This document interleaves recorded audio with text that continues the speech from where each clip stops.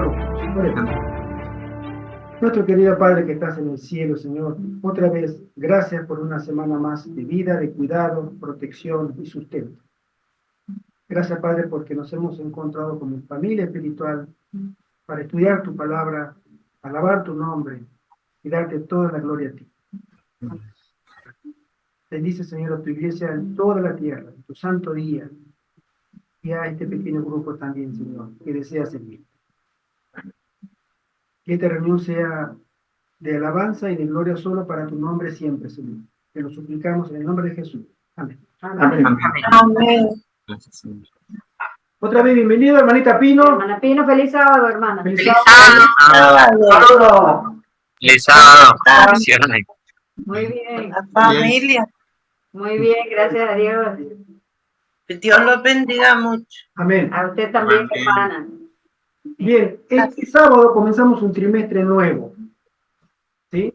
Y este trimestre es un trimestre muy interesante porque nos trae ya el título que es bastante nuestro, por así decirlo, adventista. Presenta el gran conflicto a una escala bíblica, en primer lugar, y real, en segundo lugar, también confirmado por el espíritu profético, por la sierva del Señor. El gran conflicto. Nosotros estamos en una guerra. No es una guerra bélica convencional.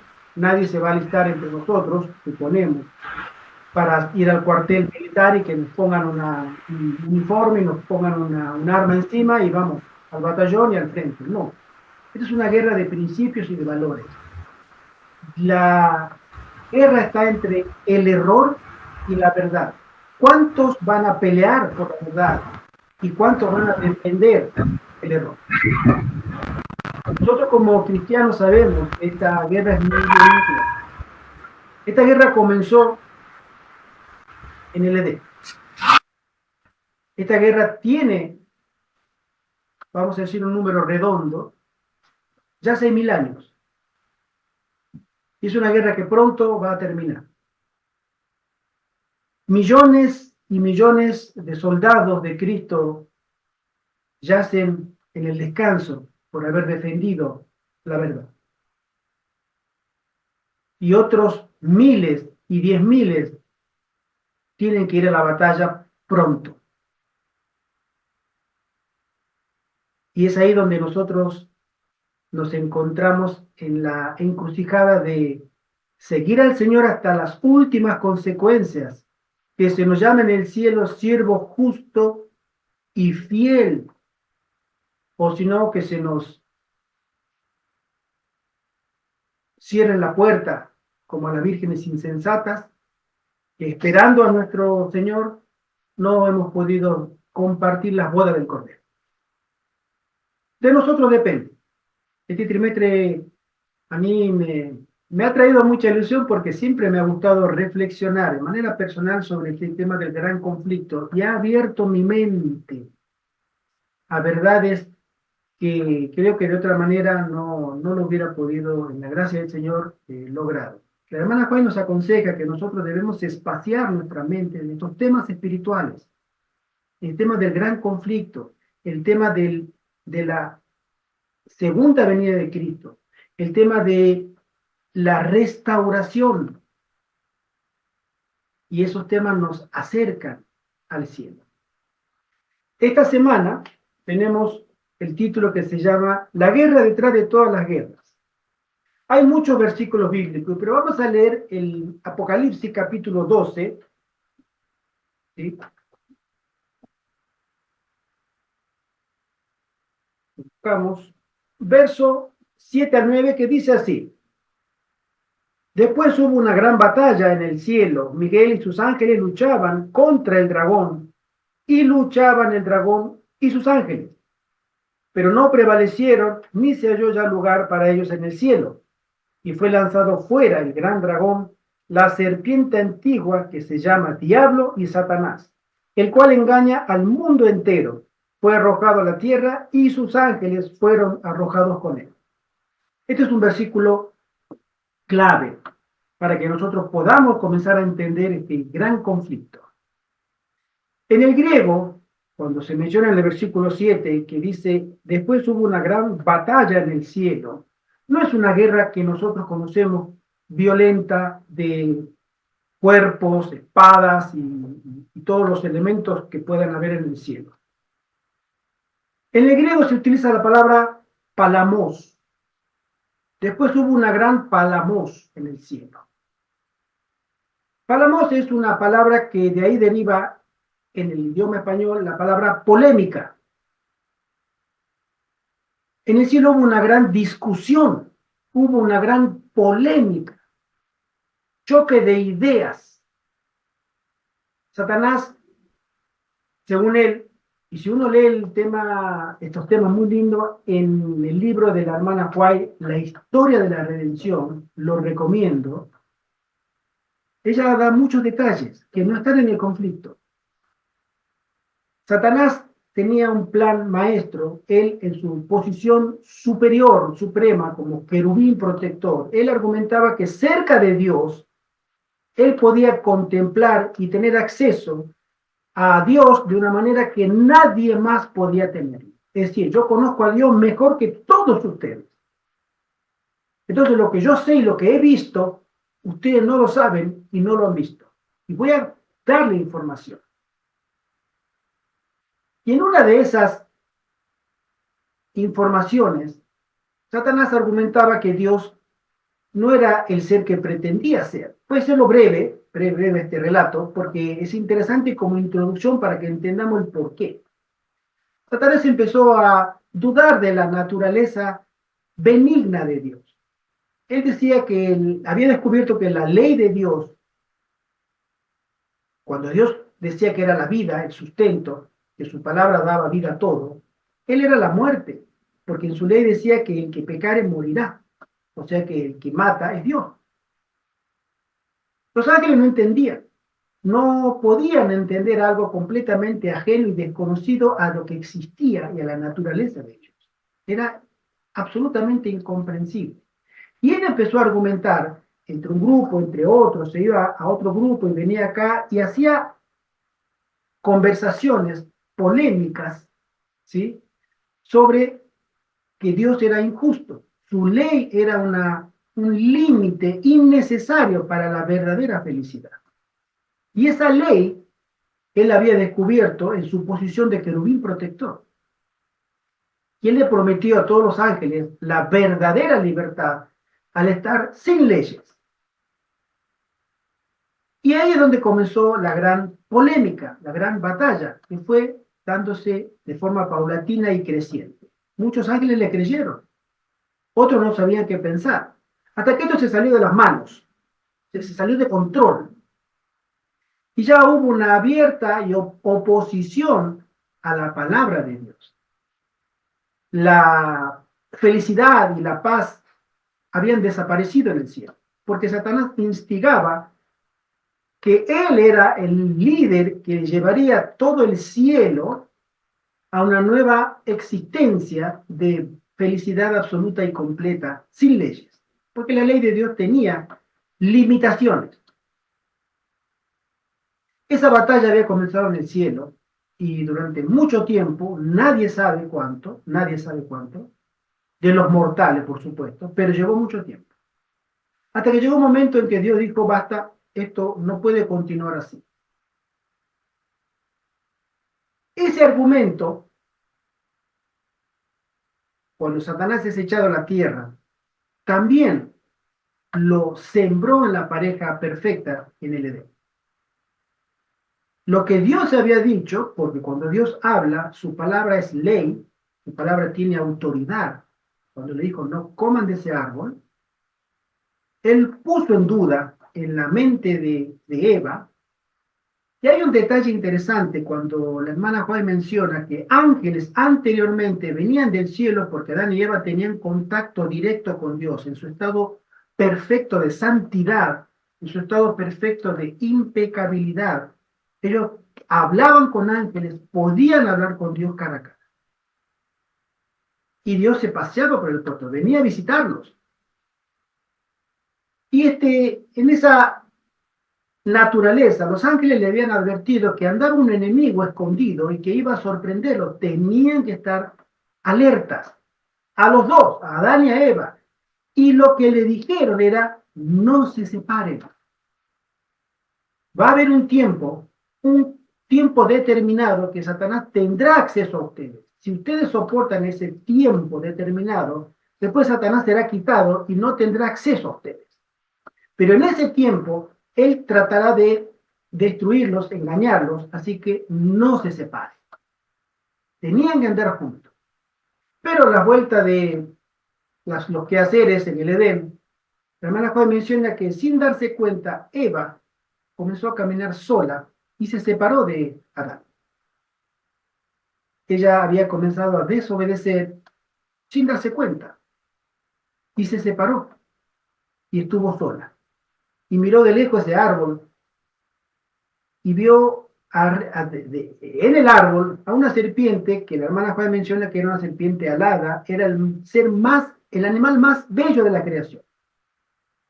Imagínense la luz que podía reflejar y encima tenía alas, era un animal precioso. Y ese animal estaba comiendo de la fruta y hablaba. Y ya sabemos lo que pasó. Cuando Dios nos da una alerta, nos avisa, no se metan por ahí, no hagan aquello, tengan cuidado con acercarse a esto. Siempre detrás de esa advertencia hay un enemigo de las almas, un ángel caído, esperándonos en el otro extremo. Cuando nosotros nos dicen, no te metas en la política, hay adventistas que lo hacen. Allí te esperan. Cuando te dice, la hermana Juan menciona, no se metan en el sindicalismo para reivindicar derechos, no se metan por ahí. Hay ángeles que le están esperando. En la masonería y en otras prácticas sociales que aparentemente tienen un fin común noble, pero somos advertidos que hay una batalla espiritual detrás de las causas visibles. Y esa batalla comenzó en el cielo, no comenzó con la caída del hombre.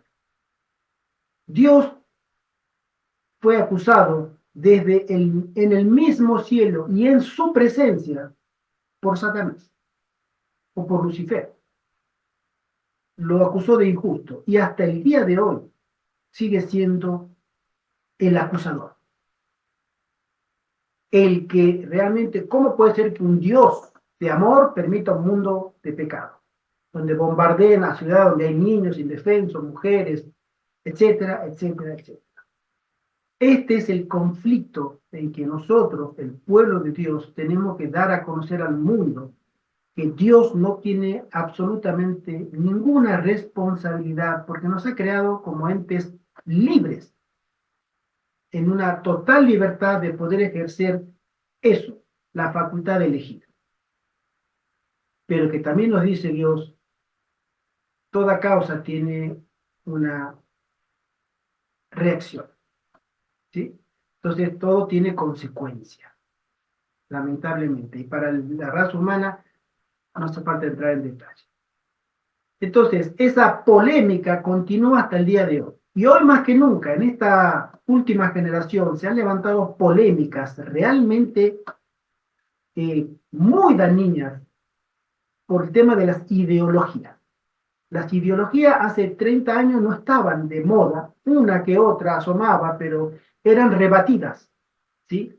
Hoy no, hoy hay ideología que tú mejor te callas o eres denunciado a la policía si intentas acallar. Esas ideologías cada vez están más fuertes porque se han tomado del poder político para avanzar. Y a nosotros se nos está dejando a la deriva en cuanto a nuestros derechos de poder también argumentar. No tenemos respaldo. No sé si ustedes se han dado cuenta, el cristiano cada vez tiene menos respaldo político para profesar su fe. Aunque en teoría tenemos la libertad de conciencia, la libertad de expresión, pero para ciertas cosas. Y esto va cada vez peor. Es ahí donde los cristianos comenzarán a brillar con la luz del cielo a aquellos que estén dispuestos a llegar hasta el final. La lección dice, si Dios es tan bueno, ¿por qué el mundo es tan malo? ¿Cómo puede un Dios de amor permitir que exista tanta maldad? ¿Por qué le pasan cosas malas a la gente buena? En la lección de esta semana exploraremos el conflicto milenario entre el bien y el mal, comenzando con la rebelión de Lucifer en el cielo. Examinaremos el origen del mal y la paciencia de Dios para afrontar el problema del pecado. Nosotros, mis queridos hermanos, estamos por entrar a una etapa en que la iglesia de Dios, desde Adán hasta nuestros días, nunca se ha enfrentado. Ni siquiera en las peores persecuciones de Diocleciano y los emperadores romanos, ni en la santa, que no tiene de santa nada, Inquisición, han perseguido a millones y han martirizado a otros tantos. Esta iglesia va a ser aún más perseguida y aún más odiada. Por eso se nos llama a nosotros, los cristianos de la última generación, a tener una preparación completamente diferente de la que tuvieron desde hoy para atrás todos los cristianos. Porque la lucha que viene se necesita y va a requerir de cada uno de nosotros una preparación como no tenemos idea. Si antes los cristianos eran perseguidos por solamente llevar una hoja pegada a la ropa, cuando iban los valdenses, los hugonotes, los albigenses en Europa medieval a repartir la palabra de Dios, y si eran encontrados, eran torturados y martirizados, hoy la cosa se va a poner peor. Por eso este conflicto, este gran conflicto, tiene que agudizarse de tal manera que no quede duda en ninguna mente la naturaleza del carácter de Satanás y la naturaleza del carácter de Dios. Tiene que ser tan antagónicos, tan contrapuestos, que ninguna mente humana quede con dudas, como con esas preguntas que leímos al comienzo. Si Dios es tan bueno, ¿por qué el mundo es tan malo? Y tantas otras. Todas esas preguntas tienen que responderse. Y la responderán hombres y mujeres santos en este conflicto. Hombres y mujeres que han decidido dar todo para defender el carácter de Dios. Todo, hasta su vida. Defender el carácter de Dios para ellos será más importante que vivir. Y alabado sea Dios, que podemos ser contados todavía para pertenecer a ese grupo. Dios es un Dios de amor, nos dice la lección. Su naturaleza misma es amor. Todos sus actos son amorosos. El amor nunca puede ser forzado, coaccionado ni legislado. La hermana White dice, lo expresa cuando ella escribe, el amor se despierta únicamente por el amor. Este es un principio divino. El amor es un principio. No es una emoción. Se manifiesta en los hombres a través de emociones, pero no es una emoción, no es un sentimiento. El amor es un principio. Y ese principio comienza en Dios mismo, porque Dios es amor. Dios se gana nuestra lealtad mediante su amor. Él está resolviendo el gran conflicto entre el bien y el mal de manera tal que el pecado nunca volverá a surgir en el universo. El propósito de Dios es demostrar ante todo el universo que siempre ha actuado teniendo en cuenta el bienestar de su criatura. Si tú tienes dudas, mi querido amigo, mi querida amiga, que Dios actúa de manera que nosotros podamos no comprender, es posible, pero todas las acciones, los actos de Dios es para nuestro bien. Absolutamente todos. El problema es que no comprendemos a Dios porque tenemos una mente completamente alejada de Dios, por el pecado, tenemos una naturaleza alejada de Dios por el pecado, estamos en un mundo alejado de Dios porque reina el pecado, no podemos entender. Pero todo lo que Dios hace es para el bienestar de su criatura. La lección nos dice el día domingo, Dios no creó un diablo, creó un ser de brillo deslumbrante llamado Lucifer. Este ser angelical fue creado perfecto. Su perfección incluye la libertad de elegir, un principio fundamental del gobierno de Dios que funciona por amor, no por fuerza, coerción, por obligación. A veces nosotros entendemos que la perfección es algo que se somete, voy a decirlo en una experiencia que he tenido trabajando en Alemania. Estuve trabajando un tiempo en la fábrica de Mercedes-Benz, montaje de motores en Berlín. Y he visto la capacidad que tienen los alemanes para organizar un trabajo y hacerlo, llevarlo a un nivel de excelencia poco visto. Todo ordenado, todo calculado, las cintas de transporte llevaban los armatoste, cada empleado tenía una pantalla digital y probaba, testeaba, colocaba, atornillaba, volvía a testear y seguía. Era todo perfectamente calculado. Todos los motores estaban puestos. Y yo miraba de lejos y digo, qué clara que la tienen los alemanes. Perfecto. Una limpieza, un servicio, era todo el trabajo ideal. Y después salían los motores, venían las piezas por un lado y salían los motores completamente puestos, testeados, probados y embalados para las otras fábricas donde lo montaban en los autos. Ahora, todos estos motores es el corazón del auto para que funcione. Imagínense ustedes que cuando uno pone la llave y arranca el auto, ¿qué es lo que tiene que hacer el motor? Arrancar. Y tiene que ir a donde nosotros le digamos. Y con su manija, su manivela y su cambio, que nos lleve y nos traiga. Esa es la perfección del hombre. Cuanto mejor lo hace, mejor motor es. Nosotros creemos que está todo calculado. Hay ingenieros, hay mecánicos, de infinidad de personal que tiene mucho conocimiento para lograr esa perfección.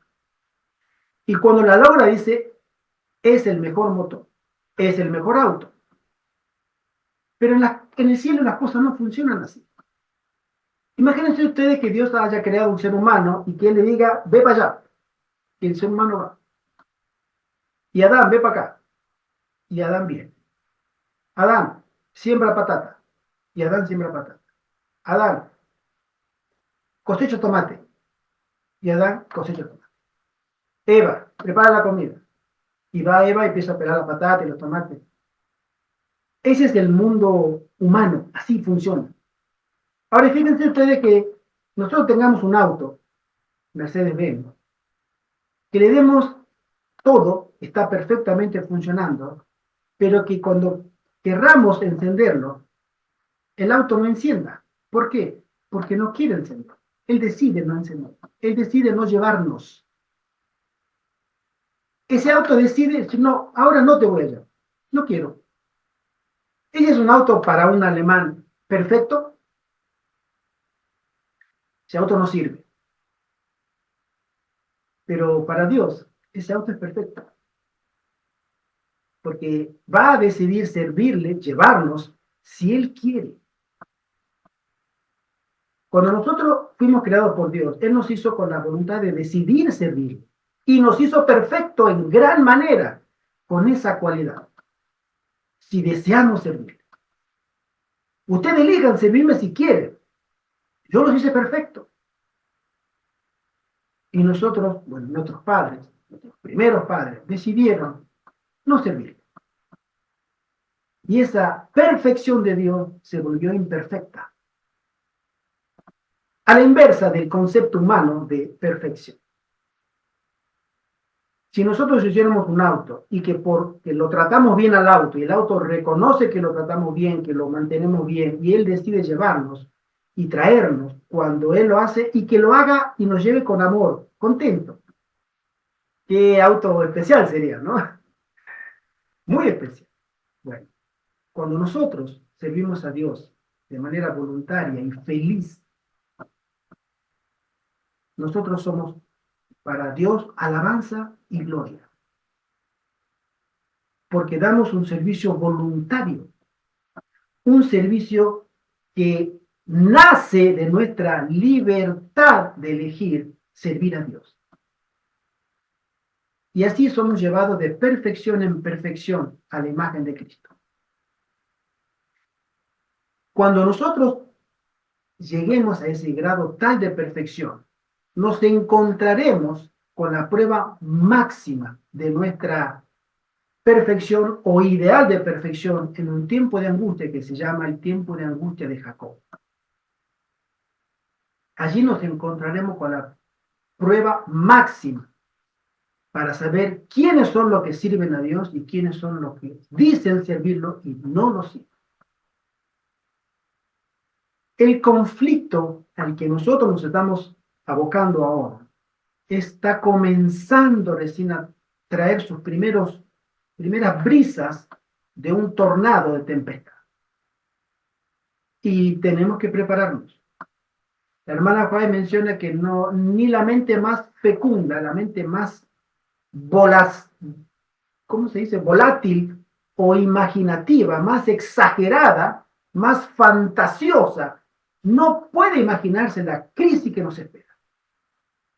Y que un pálido reflejo fue lo que pasó en la Jerusalén sitiada por 6 meses por Tito, cuando después fue destruida. Apenas es en un pálido reflejo de lo que nos espera. Entonces nuestro temple, mi querido hermana, hermano, el tuyo, el mío, el nuestro, debe ser probado. Porque el universo tiene que ver que la obra de Dios, a pesar que está dañada por el pecado, y que el enemigo sostiene que no podemos obedecer la ley de Dios, es imposible, Dios tiene que decir al mundo, a pesar de lo arruinado, desgastado y deteriorado que está el ser humano después de 6.000 años de degradación continua, todavía él puede sentir el deseo de servir a Dios y elegir que lo mejor que le puede pasar a ese ser humano de 6.000 años de degradación genética, mental, espiritual, física, puede alistarse para servir a Dios. Y es ahí donde Dios debe demostrar que los que salgan vivos de ese conflicto son dignos de caminar entre los ángeles, porque han elegido en ese gran conflicto servir a Dios. Tiempos hermosos le espera al pueblo de Dios. Muy hermoso. La visión nos dice, cuando estalló la guerra en el cielo, los ángeles tuvieron que decidir, ¿seguirían a Jesús o a Lucifer? ¿Cuál fue la naturaleza de esta guerra en el cielo? ¿Fue una guerra física? ¿Una guerra de ideas o ambas? Yo creo que fue ambas, porque para expulsarlo a Lucifer rebelde, no se le habría pedido, por favor, váyase, y junte a todos los suyos y váyanse. Fueron expulsados de manera violenta. Pero el quid de la batalla no fue sino un choque de ideas, de principios. Tu gobierno no sirve. Tu gobierno es imperfecto. Yo puedo reemplazarte a ti y ofrecer una mejor existencia al universo. Yo puedo ser superior a ti, desafiaba Satanás al Altísimo. Por eso, ese mismo principio se ha trasladado a la tierra. Hoy, la agenda que todos conocemos sostiene lo mismo. El hombre puede solucionar todos los problemas del hombre con todas las 17 promesas que nos dan en esa agenda y los 169 ítems que están en esos 17 programas. Porque ellos pueden solucionar todos los problemas del hombre. Y sabemos que no es así. Hermano José Antonio. Añadiendo y potenciando las bases que nuestro hermano Gerardo está estableciendo para comprender el gran conflicto Hay un principio que dice que cuando dos luchan, gana siempre el que tiene más amor. Por eso podemos decir que Dios va a vencer este conflicto porque su naturaleza es amor y con su amor vencerá este conflicto. Amén. Leo el día domingo, dice, una cosa es cierta acerca de la guerra en el cielo. Cada ángel tenía que decidirse en favor o en contra de Cristo. ¿A quién seguirían? ¿A quién escucharían? Los ángeles leales eligieron ser obedientes a los amorosos mandatos de Cristo, mientras que un tercio de los ángeles escuchó la voz de Lucifer, desobedeció a Dios y se perdió el cielo. Ahora, también nosotros, nos dice, en este momento crítico de la historia de la tierra, somos llamados a decidirnos a favor o en contra de Cristo. Nosotros también debemos declarar de qué lado estamos, del de Cristo o el de Satanás. Y tú, mi amigo, mi amiga, si tú quieres, puedes creer que esto no te afecta. No, yo no tengo que decidir nada, yo soy bueno. Yo no hago mal a nadie. Yo no mato, yo no robo, nunca fui a la cárcel, no tengo vicios. Yo no tengo ningún problema con Dios. Ese es el pensamiento de mucha gente. Ustedes exageran demasiado esto. Sin embargo, la Biblia nos dice que cada uno de nosotros debe tomar un lugar determinado y firme en este conflicto. Existen dos tipos de fumadores. Nosotros sabemos. El fumador activo, que está todo el día con el cigarrillo en la boca.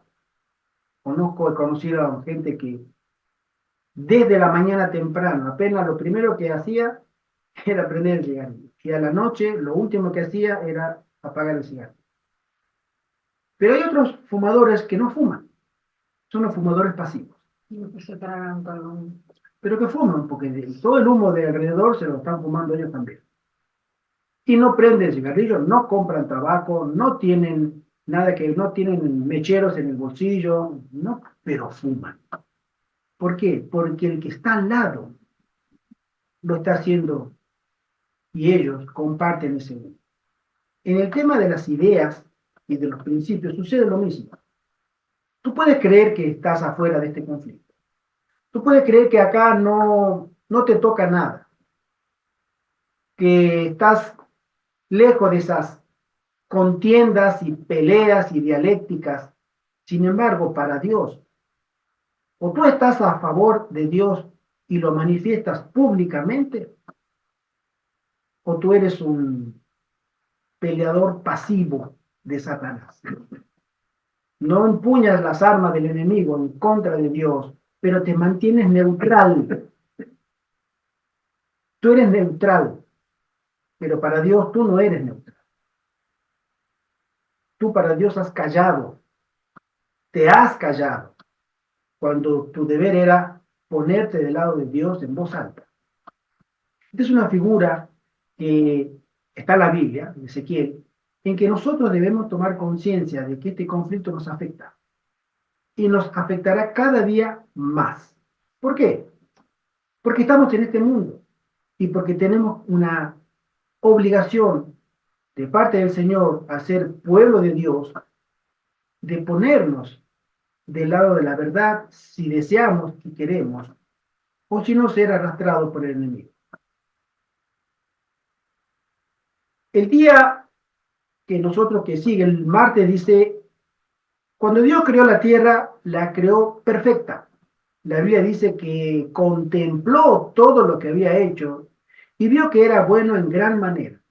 No había mancha de pecado ni de maldad en ninguna parte, pero les dio a Adán y a Eva la misma libertad de elección que le había dado a Lucifer y a cada ángel en el cielo.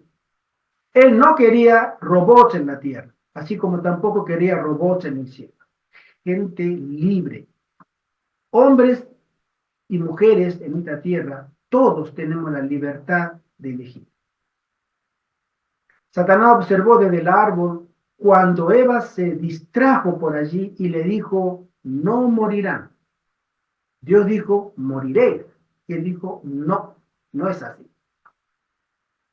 Sino que Dios sabe que el día que ustedes coman de él, se les abrirán los ojos y serán como Dios, conocedores del bien y del mal.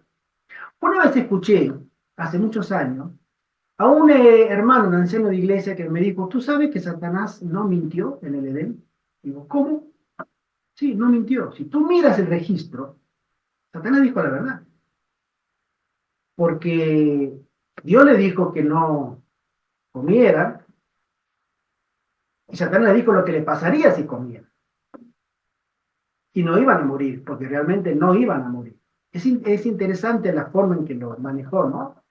Pero ahí vemos la diferencia entre mentir y engañar. Son dos conceptos totalmente distintos. Cuando Satanás le dice no morirán, él sabía que el plan maestro de él era que no Eva, sino Adán tenía que comer. Pero le cayó a Adán por Eva.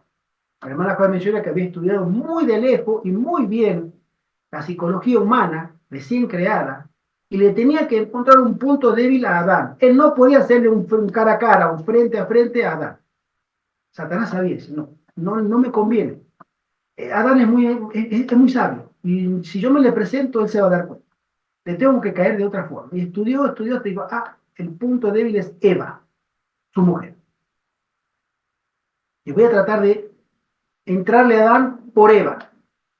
Y cuando les dijo, no morirán, era porque sabía que, y Dios lo confirma después, cuando Dios dice que he aquí el hombre es como uno de nosotros, y no alargue su mano y coma del árbol de la vida y viva para siempre, eso significa que el comer de la fruta prohibida no los mataría, porque si ellos lograban el acceso al árbol de la vida, y la hermana Juan lo confirma, se eternizaría, se inmortalizaría el pecado. Por eso puso a un ángel con espada de fuego a la entrada del árbol para que ningún ser humano pudiera comer del árbol de la vida. Yo pienso que allí cuando Dios le dijo que no comieran de ese árbol porque el día que comieran morirían, él se estaba refiriendo a la muerte eterna, porque a la, sí, porque a ellos se les había prometido la vida eterna, pero ya al desobedecer perderían esa vida eterna. Pero yo pienso también que hay una parte donde Satanás no mintió, porque él le dijo, no morirán. Y en realidad ellos no murieron, porque era para que hubieran caído muertos allí. Pero la misericordia de Dios fue tan grande que él tenía una solución para esa desobediencia de ellos. Ofrecer esos corderitos para que ellos no tuvieran que morir. O ofrecer ese cordero a Dios, a él mismo, pues, porque era el mismo Dios, para que ellos no murieran. Y ellos tenían que haber caído muertos allí en el instante, porque habían cometido un pecado muy grande. Sí. Pero sin embargo no murieron. Cuando Dios se entera de la caída, ellos mismos, Dios mismo los saca a relucir, diciendo, ¿dónde estás? Y ¿qué haces ahí escondido? Pues Satanás le dijo, sino que sabe Dios que el día que ustedes coman, serán como dioses sabiendo el bien y el mal. Y Dios lo confirma después. Dice, he aquí el hombre como uno de nosotros, sabiendo el bien y el mal. Entonces, me decía astutamente este hermano, ¿te das cuenta? Dios dice la verdad, pero Satanás ahí tampoco, él no mintió, dijo la verdad. En términos generales, sí, pero Satanás no, él es el enemigo de la verdad, él es astuto, él engaña, y les engañó con promesas falsas. Porque si bien es cierto que Dios confirma las palabras de Satanás, también Dios confirma su palabra de que iban a morir. Estarían condenados porque desobedecer es estar alejado de Dios, que es la fuente de la vida, de la existencia, y era imposible. Exactamente como Satanás. Satanás tiene sus días contados. Y perdieron la vida eterna, que hasta ese momento la tenían ellos, iban a ser eternos, pero ya Exactamente. a raíz de ese pecado entró la muerte en el mundo, ellos murieron, llegó un momento en que su cuerpo pereció, tanto el de Eva como el de Adán, y nosotros, igual, todas las generaciones venideras, tenemos que morir. Fíjense ustedes, si nosotros traspolamos el ejemplo de hace 6.000 años al siglo XXI, ¿hay algo parecido? En la élite sí hay algo, y muy parecido. Ellos no quieren morir. La ideología del posthumanismo es la inmortalidad. Ellos no van a morir. Ellos se van a trasladar de su mente, del cuerpo, a otro, y nunca morirán. Por medio de la inteligencia artificial y otros adelantos tecnológicos.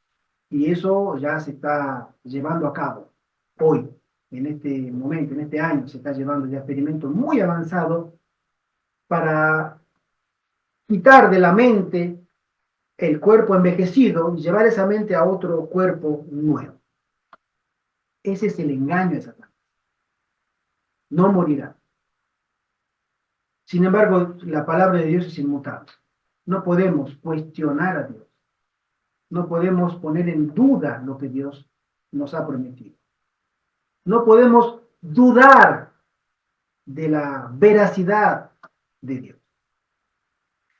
En esencia, el pecado es rebelión contra Dios. Conduce a la separación de Dios, puesto que Dios es la fuente de la vida. La separación de Dios conduce a la muerte. También conduce a la preocupación, la ansiedad, la enfermedad y las dolencias. En última instancia, el sufrimiento en nuestro mundo es el resultado de vivir en un planeta devastado por la rebelión, por el pecado. Fijémonos a nosotros mismos. Nosotros todos estamos envejeciendo. Uno más que otros ya están en camino, son jóvenes, pero el destino que les espera es ese. Nosotros ya somos mayores, hay personas que son mayores que nosotros. Este mundo nos lleva a una inexistencia asegurada, biológicamente hablando. Pero también nos lleva a una inexistencia moral. Cada vez, si no fuera por la gracia de Dios y si rechazamos el llamamiento del Espíritu Santo, también nos estamos degradando espiritualmente. Es decir, el pecado abarca todas las áreas del ser humano, espiritual, mental, moral y física. Eso es el conflicto que tenemos. Satanás trajo toda esta desolación y culpa a Dios. Y le dice, Dios es el responsable de todo esto.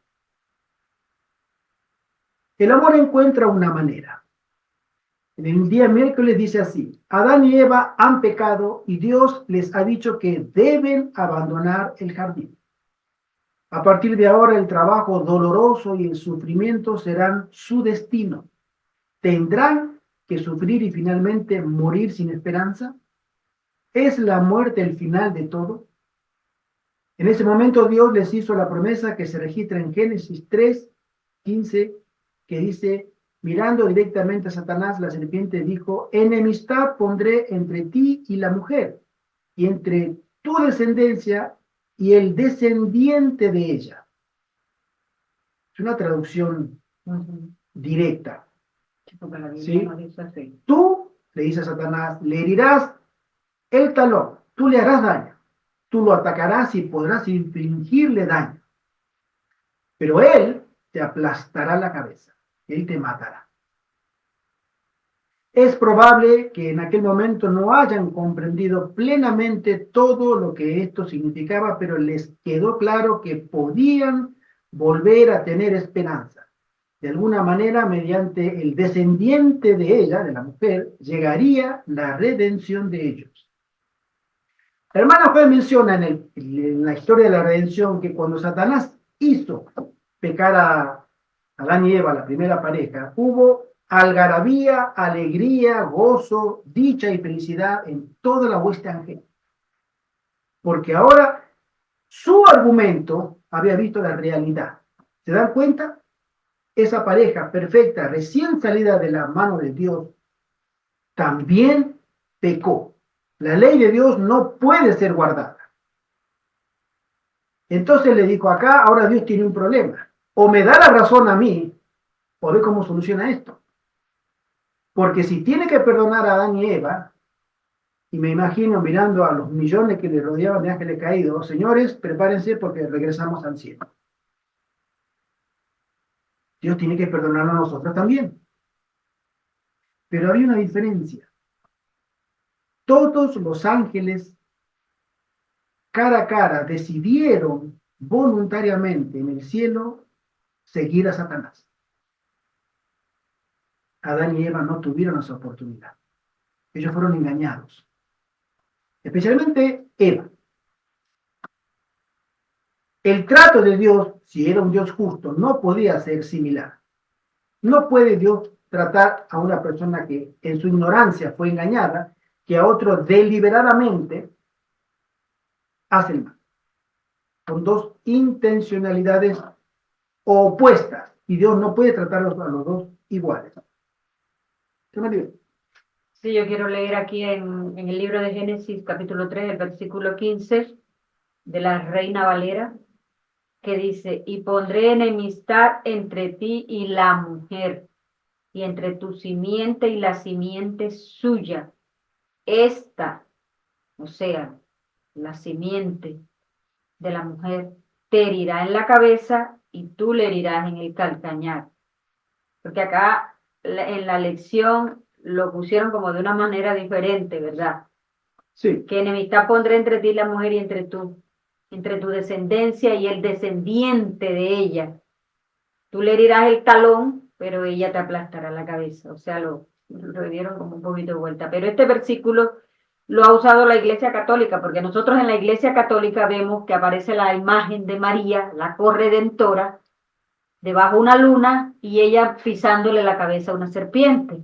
Claro, como dice ella, la versión de Reina Valera, dice ella te herirá. Pero ella, cuando se está refiriendo a ella, es a la descendiente de la mujer, que la mujer es una iglesia, pero allá cogieron a la Virgen María. Y resulta que el significado de todo esto, o sea, Satanás hirió a Jesús, o hirió a la descendencia de la mujer en el talón, cuando lo llevó a la cruz. Pero la redención de la victoria de Dios, o el aplastamiento que hizo Dios a esa cabeza de esa serpiente, fue la resurrección, porque él salió victorioso de la tumba. Él no lo mantuvo allí en ese sepulcro. Era lo que quería decir. Amén. Versiones, pero el concepto, la idea es exactamente la misma. El descendiente o la descendencia apunta solamente a Cristo, que es el único que pudo vencer a Satanás. Todos los demás hemos sido derrotados. Todos, absolutamente todos. No hay justo ni aún uno entre la raza humana. Por eso, nuestro Señor Jesucristo se ha erigido como el Salvador, el único puente, nexo, que une a la divinidad en su condición divina con la humanidad en su condición caída cuando estuvo en esta tierra. Y para Dios, en su justicia, su sacrificio es válido para rescatarnos a todos. Esto lo encontramos muy explayado, muy bien explicado en el sistema del santuario. El Cordero y todas las 7 fiestas y la liturgia hebrea que se desarrolla en el santuario terrenal y ahora se está desarrollando en el verdadero santuario, en el santuario celestial, como un juicio. Hoy Jesús es nuestro sumo sacerdote. Dice, lo que Jesús hizo por nosotros en la cruz le permite también interceder por nosotros en el cielo. Nuestro Señor resucitado es nuestro gran sumo sacerdote, que nos brinda todo lo que necesitamos para salvarnos y vivir en el reino de Dios para siempre. Y en Hebreos 4, 15 y 16, dice unas palabras muy bonitas. La voy a leer. Porque no tenemos un sumo sacerdote, dice Pablo, en una carta a los judíos, a los suyos, que ellos entendían el lenguaje del santuario, los judíos, una carta a los hebreos. Dice, no tenemos un sumo sacerdote que no pueda compadecerse de nuestras debilidades, sino uno que fue tentado en todo según nuestra semejanza, pero sin pecado. Acerquémonos pues confiadamente al trono de la gracia, para alcanzar misericordia y hallar gracia para el oportuno socorro.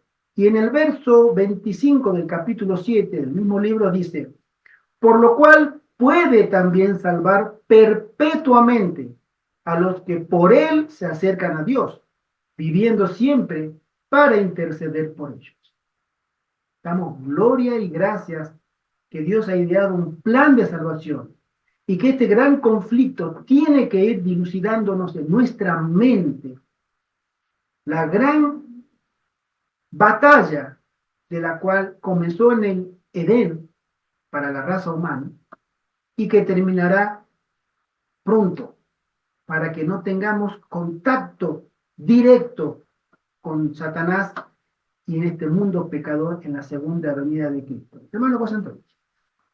Si estudiamos bien todo lo que se ha dicho hasta ahora, hay un problema que es la coacción, es decir, la violencia, porque si una persona te ataca con una pistola, ves claramente una violencia, pero la peor violencia que existe es la mentira, el engaño. El problema que tuvo Lucifer antes de ser Satanás fue el orgullo que lo cegó. Es decir, lo paralizó de poder distinguir cada vez más con perfección la naturaleza de Dios, que es amor. Este problema que también es nuestro. Y estamos aquí, queridos hermanos, para crecer en sabiduría, que es la mejor defensa, el mejor ataque, la mayor fuerza, la sabiduría, con la cual podemos afrontar el engaño, la mentira, que es la máxima violencia que podemos tener. Y con esto quiero animar al grupo, a todos nosotros, para seguir estudiando la palabra de Dios. Ir conociendo a Jesucristo, el misterio de Cristo, nuestro Redentor, como se ha dicho ahora. Y a través de la sabiduría encarnada en Jesucristo, que nosotros tengamos esa coraza, como dice San Pablo, el yermo, el escudo, de la sabiduría, que no podamos ser afectados por el mayor peligro que tenemos, que es la mentira. Así es. El día viernes nos dice lo siguiente, muy interesante este párrafo. Al expulsar a Satanás del cielo, Dios hizo patente su justicia y mantuvo el honor de su trono. Pero cuando el hombre pecó al ceder a los engaños del espíritu apóstata, Dios dio una evidencia de su amor al consentir en que su Hijo unigénito muriese por la raza caída. El carácter de Dios se puso de manifiesto en la expiación. El poderoso argumento de la cruz demuestra a todo el universo que el gobierno de Dios no era de ninguna manera responsable del camino de pecado que Lucifer había elegido. Está en el conflicto de los siglos, página 555. Mientras la cruz del Calvario proclama el carácter inmutable de la ley, declara al universo que la paga del pecado es la muerte. El grito agonizante del Salvador, consumado es, fue el toque de muerte para Satanás. Fue entonces cuando quedó zanjado el gran conflicto que había durado tanto tiempo y asegurada la extirpación final del mal. El Hijo de Dios atravesó los portales de la tumba para destruir por medio de la muerte al que tenía el imperio de la muerte, esto es, al diablo. La página sigue. Nosotros tenemos a un Dios victorioso. Servimos y adoramos a un Dios victorioso, misericordioso, y que nos sigue llamando todavía para que escuchemos el llamado del Espíritu Santo a que volvamos a Él, a que regresemos, abandonemos nuestras faltas, nuestros pecados, nuestras costumbres malsanas, y que en humildad y arrepentimiento pidámosles santificación, pidámosles perdón, le pidamos a Dios poder para ser utilizados, para que llevemos sanidad y salvación a las demás personas.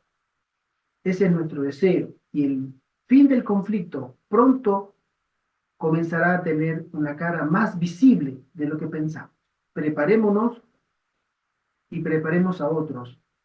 Es nuestro deseo y nuestra oración. Amén. Amén. Amén. Vamos a terminar con una oración. Gracias. Gracias a Dios por este momento de estudio de su escuela sabática. Amén. Hermano José Antonio. Sí. Padre Celestial, te damos gracias porque nos has permitido reunirnos aquí para estudiar tu palabra. Ilumínanos con la verdad para que podamos salir triunfantes de este conflicto cósmico por tu misericordia y por la gracia de nuestro Señor Jesucristo, que murió en la cruz para darnos la salvación. En el nombre de Jesús, Padre, te lo pedimos. Amén. Amén. Feliz sábado. Feliz sábado para todos, hermanos. Feliz sábado.